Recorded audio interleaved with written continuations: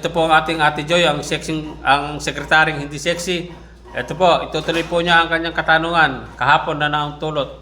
Ate Joy Ka-Spy, anong katanungan mo? Diba kahapon, tinanong mo ako regarding sa rape. Oh, So ngayon, ikaw naman ang tatanungin ko. oh.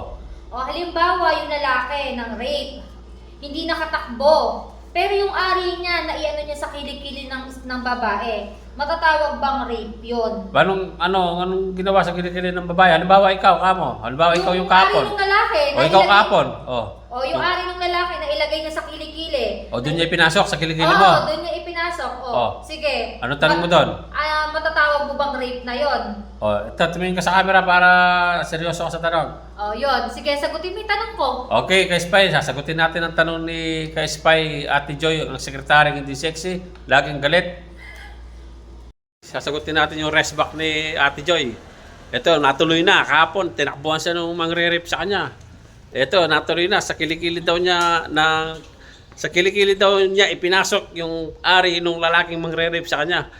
Ang tanong niya, meron daw bang kaso yun? Rape na daw ba yun? O, sasagutin natin mga Ka-Spy.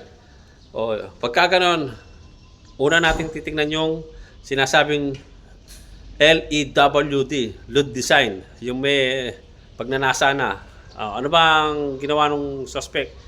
Matindi na talaga ang pagnanasa kay Ate Joy. So, pati sa kilikili, doon na niya ipinasok muna. So, tanong, pasok ba sa rape yun o hindi? O, mga Ka-Spy, yung mga bugado dyan na may alam sa batas, sagutin niyo po ang ating katanungan.